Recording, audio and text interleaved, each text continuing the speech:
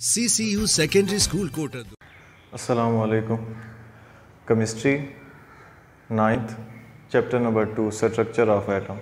Last time जो हमने पढ़ा था वो डिस्कवरी ऑफ कैथोड रेज और इलेक्ट्रॉन के बारे में पढ़ा था कि कैथोड रेज हैं क्या, उसे किसने डिस्कवर की थी और उन कैथोड रेज को किस तरह इलेक्ट्रॉन का नाम दिया गया।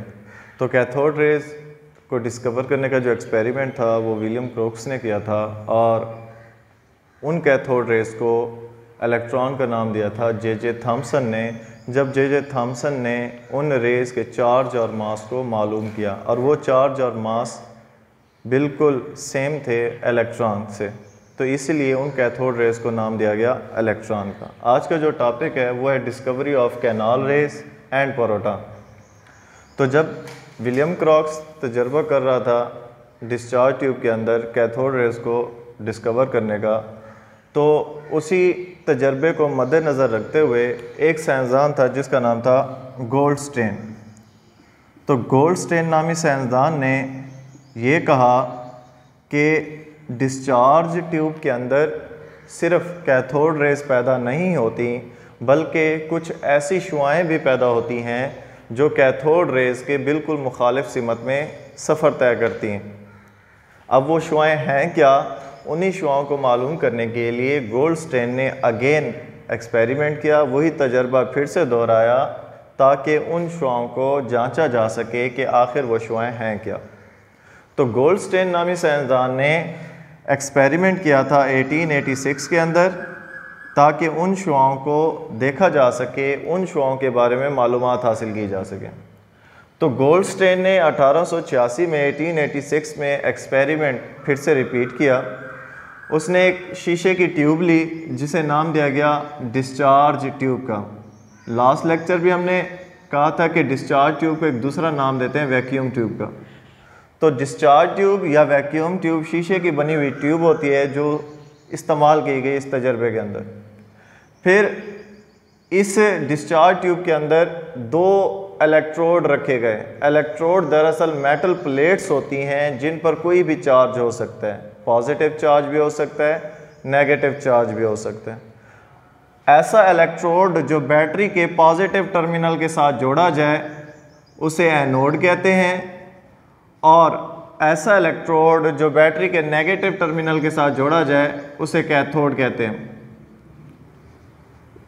डिस्कवरी ऑफ कैथोड रेज और डिस्कवरी ऑफ कैनाल रेज में जो पहला डिफरेंस है वो ये है कि कैथोड रेज के अंदर जो कैथोड इस्तेमाल किया गया था वो परफोरेटेड नहीं था, यानी कि सुराखदार कैथोड नहीं था। लेकिन गोल्डस्टेन ने यहाँ पर डिस्चार्ज ट्यूब में जो कैथोड इस्तेमाल किया वो परफोरेटेड कैथोड था। परफोरेटेड कैथोड मीन्स सुराखदार कैथोड। तो गोल्डस्टेन ने डिस्चार्ज ट्यूब में परफोरेटेड कैथोड को इस्तेमाल किया और उसे जोड़ा गया बैटरी के नेगेटिव टर्मिनल के साथ। तीसरी जो चीज़ इस्तेमाल की गोल्डस्टेन ने वो थी वैक्यूम पंप। वैक्यूम पंप एक ऐसा इंस्ट्रूमेंट होता है जिसकी मदद से इस ट्यूब के अंदर गैस के प्रेशर को कंट्रोल किया जाता है।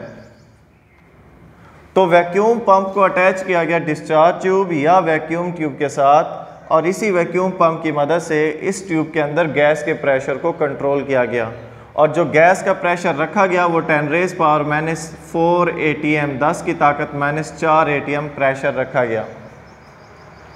और यहाँ पर जो गैस इस्तेमाल की गई डिस्चार्ज ट्यूब में गोल्डस्टेन की तरफ से वो गैस थी हाइड्रोजन गैस।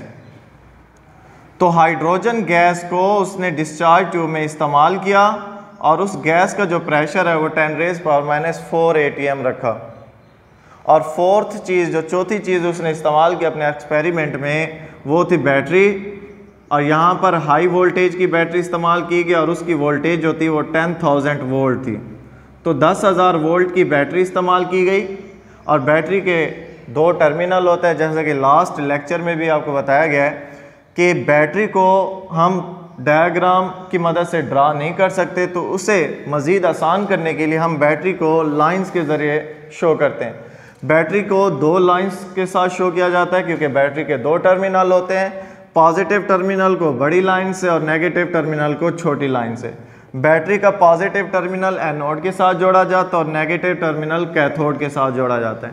तो तो ये 4 चीज़ें गोल्डस्टेन ने इस्तेमाल की अपने तजर्बे के अंदर, ये मालूम करने के लिए कि डिस्चार्ज ट्यूब में कैथोड रेज के अलावा कुछ और शुआएँ भी मौजूद होती हैं, और वो क्या थी वो उसने एक्सपेरिमेंट के ज़रिए साबित किया। तो पहली जो चीज़ इस्तेमाल की डिस्चार्ज ट्यूब थी, शीशे की बनी हुई ट्यूब थी, उसमें 2 इलेक्ट्रोड रखे गए, एनोड और कैथोड। यहाँ पर जो कैथोड इस्तेमाल किया जाता है वो परफोरेटेड कैथोड होता है। एनोड को बैटरी के पॉजिटिव टर्मिनल के साथ जोड़ा जाता है, कैथोड को बैटरी के नेगेटिव टर्मिनल के साथ। वैक्यूम पंप अटैच किया जाता है डिस्चार्ज ट्यूब के साथ, ताकि डिस्चार्ज ट्यूब में मौजूद गैस के प्रेशर को कंट्रोल किया जा सके। और यहाँ पर जो गैस इस्तेमाल की गई वो हाइड्रोजन गैस थी, और हाइड्रोजन गैस का जो प्रेशर रखा गया वो 10⁻⁻⁴ ATM रखा गया। फिर इन इलेक्ट्रोड को अटैच किया गया बैटरी के साथ। बैटरी के 2 टर्मिनल होते हैं, पॉजिटिव और नेगेटिव। पॉजिटिव टर्मिनल को एनोड के साथ, नेगेटिव टर्मिनल को कैथोड के साथ। और यहाँ पर जो बैटरी की वोल्टेज रखी गई वो 10,000 वोल्ट थी। तो जब बैटरी को ऑन किया गया तो करंट मुतलका इलेक्ट्रोड तक पहुँचा। तो जब करंट मुतलका इलेक्ट्रोड तक पहुँचा तो कुछ देर के बाद शुआएँ पैदा हुई। 2 तरह की शुआएँ पैदा हुई थी। एक तो जो लास्ट टाइम हमने पढ़ा था कैथोड रेज। कैथोड रेज क्यों नाम देते हैं? क्योंकि इनकी डायरेक्शन थी फ्रॉम कैथोड टू एनोड, इसलिए हमने इन्हें नाम दिया था कैथोड रेज का। लेकिन कैथोड रेज के अलावा कुछ और शुआएँ भी पैदा होती हैं जो कैथोड रेज के बिल्कुल मुखालिफ सिमत में, अपोजिट डायरेक्शन में मूव कर रही होती हैं, और उनकी जो डायरेक्शन होती है वो एनोड से कैथोड की तरफ होती है। और जब ये शुआएँ एनोड से कैथोड की तरफ जाती हैं और जैसे ही वो परफोरेटेड कैथोड तक पहुंचती हैं तो वो परफोरेटेड कैथोड के अंदर मौजूद सुराखों में से गुजर जाती हैं। और जब वो शुआएँ उस कैथोड में मौजूद सुराखों से गुजरती हैं तो वो गिलास ट्यूब के साथ टकराती हैं और वहाँ पर पैदा होती है चमक, रोशनी पैदा होती है।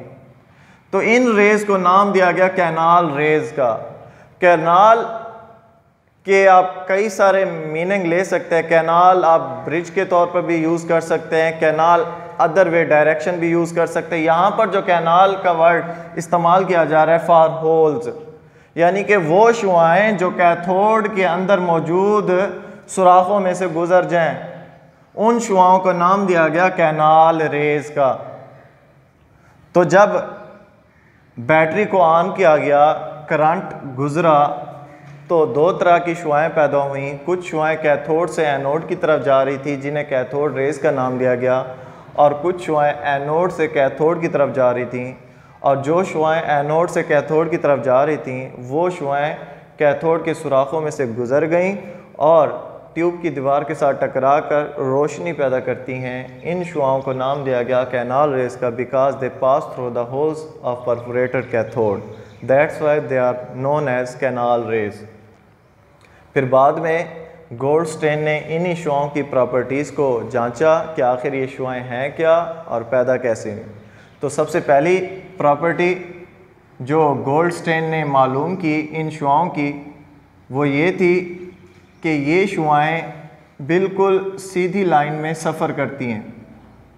जिस तरह कैथोड रेज बिल्कुल सीधी लाइन में सफ़र करती हैं, ये शुआएँ भी बिल्कुल सीधी लाइन में सफ़र करती हैं, पर इनकी जो डायरेक्शन होती है वो कैथोड रेज के बिल्कुल अपोजिट होती है। ये शुआएँ कैथोड रेज हैं जैसे कि डायग्राम में आप देख सकते हैं, लेकिन इनकी बिल्कुल अपोजिट डायरेक्शन में जो शुआएँ मूव कर रही हैं वो शुआएँ कहलाती हैं कैनाल रेज। लेकिन अगर डायरेक्शन देखा जाए, अगर मूवमेंट देखी जाए तो दोनों रेज स्ट्रेट लाइन में मूव कर रही हैं, लेकिन डायरेक्शन अपोजिट है। तो गोल्डस्टेन ने कहा कि ये शुआएँ भी स्ट्रेट लाइन में मूव करती हैं but opposite in direction to the cathode rays. इनकी जो सिमत होती है वो कैथोड रेज के बिल्कुल मुखालिफ होती है। दूसरी जो प्रॉपर्टी देखी कि अगर इन शुआओं के रास्ते में कोई जिस्म रख दिया जाए तो वो शुआएँ उस जिस्म के साथ टकरा कर उस जिस्म का टेम्परेचर बढ़ा देती हैं। अगर इन्हीं शुआओं के रास्ते में कोई हार्ड बॉडी रख दी जाए, सॉलिड बॉडी रख दी जाए, तो जब ये शुआएँ उस सॉलिड बॉडी के साथ टकराती हैं तो टकराने पर ये उस जिस्म के टेम्परेचर को बढ़ा देती हैं। तीसरी जो प्रॉपर्टी उसने देखी कि ये शुआएं जब भी किसी सॉलिड बॉडी के साथ टकराती हैं तो उन शुआओं का शैडो पैदा करती हैं, साया पैदा करती हैं। तो जैसे ये शुआएं इस सॉलिड बॉडी के साथ टकराती हैं तो रिफ्लेक्शन पैदा होती है और उस रिफ्लेक्शन के नतीजे में उस जिस्म का साया बनता है पर उसकी दूसरी साइड पर। अगर शुआएं इस साइड से टकरा रही हैं तो उसका जो साया बनेगा वो दूसरी साइड पर बनेगा। तो जब भी ये शुआएं कैनाल रेज जब भी किसी सॉलिड बॉडी के साथ टकराती हैं तो उसका शैडो पैदा करती हैं। फिर उसके बाद गोल्डस्टेन ने देखा कि इन पर जो चार्ज होता है वो पॉजिटिव होता है, कि ये शुआएं पॉजिटिव चार्ज रखती हैं। कैसे मालूम किया गोल्डस्टेन ने? जब गोल्डस्टेन ने इलेक्ट्रिक फील्ड अप्लाई किया। इलेक्ट्रिक फील्ड में दो टर्मिनल होते हैं, एनोड और कैथोड। एनोड पर पॉजिटिव चार्ज, कैथोड पर नेगेटिव चार्ज। तो जब गोल्डस्टेन ने इलेक्ट्रिक फील्ड अप्लाई किया तो इलेक्ट्रिक फील्ड में ये शुआएं पैदा हुई, लेकिन इन शुआओं की जो डायरेक्शन थी वो एनोड से कैथोड की तरफ थी। मींस कैथोड पर नेगेटिव चार्ज होता है, ये शुआएं कैथोड की तरफ जा रही थी और कैथोड की तरफ वही शुआएं जाएंगी जिन पर पॉजिटिव चार्ज होगा। क्यों? क्योंकि कैथोड पर नेगेटिव चार्ज है, तो पॉजिटिव नेगेटिव को अट्रैक्ट करता है। तो इससे ये ज़ाहिर हुआ कि इन शुआओं पर पॉजिटिव चार्ज है क्योंकि ये मूव कर रही थी कैथोड की तरफ। फिर बाद में ये सवाल पैदा हुआ कि आखिर ये शुआएं पैदा कहाँ से हो रही हैं। तो बार बार तजर्बा करने के बाद गोल्डस्टेन इस नतीजे पर पहुंचा कि ये जो शुआएं हैं ना ही एनोड से पैदा होती हैं ना ही कैथोड से पैदा होती हैं, बल्कि ये शुआएं पैदा होती हैं उस गैस से जो डिस्चार्ज ट्यूब के अंदर इस्तेमाल की गई। और यहाँ पर जो गैस इस्तेमाल की गई थी वो हाइड्रोजन गैस थी। तो हाइड्रोजन गैस की वजह से ही ये शुआएं पैदा होती हैं। अब हाइड्रोजन गैस से ये शुआएं कैसे पैदा हुई? तो हाइड्रोजन गैस इस डिस्चार्ज ट्यूब में मौजूद था। अगर हाइड्रोजन गैस को आप देखें तो हाइड्रोजन गैस, हाइड्रोजन का जो सिंबल है वो H है, इसका एटॉमिक नंबर भी 1 है और इसका एटॉमिक मास भी 1 है। मींस कि इसमें 1 इलेक्ट्रॉन है और न्यूक्लियस के अंदर 1 प्रोटॉन है, जबकि इसके अंदर कोई भी न्यूट्रॉन नहीं है। तो जब इलेक्ट्रिक करंट गुजारा गया थ्रू द बैटरी तो कैथोड रेज पैदा हुई। वो कैथोड रेज जब सफ़र करती हैं कैथोड से एनोड की तरफ तो उनके रास्ते में मौजूद होती है हाइड्रोजन गैस। तो ये शुआएं जो कैथोड रेज हैं ये शुआएं हाइड्रोजन गैस के साथ टकराती हैं। लास्ट टाइम भी कहा था कि कैथोड रेज दरअसल इलेक्ट्रॉन ही है।